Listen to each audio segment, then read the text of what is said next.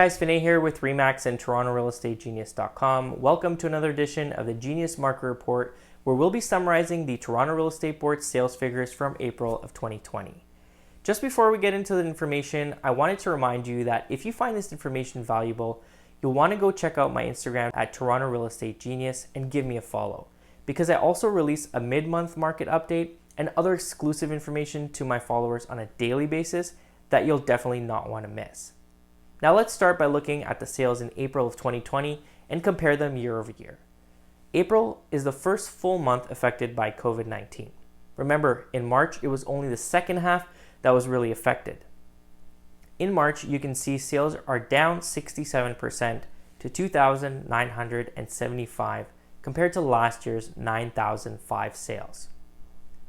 In April, we had 6,174 new listings, which is down year over year about 64% from April of 2019, where we had 17,212 new listings. The average selling price for April 2020 as a whole was $821,000, up 0.1% compared to April of 2019. Let's have a look at our months of inventory and see how we're doing. Months of inventory determines the strength of the market. It determines the amount of supply and demand. We get this figure by dividing the sales into the active listings. Months of inventory in April of 2020 increased to 3.5 months from 1.3 in March 2020 and from 1.2 in February of 2020. You can see in this chart here that we're actually at the highest months of inventory that we have been since 2017. Finally, we want to look at our days on market. Our average days on market in April was 24 days, and that's up from about 13 days in March of 2020. Have a look at this chart here that compares the numbers for every month of April going back about 10 years. This chart shows you the active listings, sales, and months of inventory for each respective time period. You can see that usually in the month of April, we have between 9,000 to 12,000 sales and anywhere from 12,000 to 20,000 listings in the GTA. So the question now becomes, what does the future have in store for us? It's hard to say how much the current situation will affect the market in the future. For now, prices seem to be stable.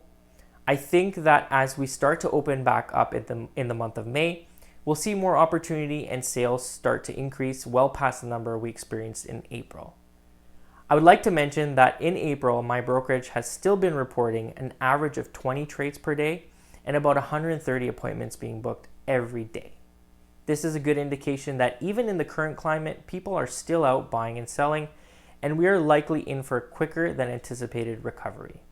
A few weeks ago, TD put out a news release saying that prices would increase more than 7% in 2020 and predicted that we're in for a V-curve recovery for the housing market as we get over this pandemic and head into 2021. If there are any questions I can help you answer, or if there's anyone you know that's in need of assistance with groceries, medication runs, please reach out so that we can get help for them. Please remember to check in on elderly family, neighbors, as many of them still need our attention or assistance.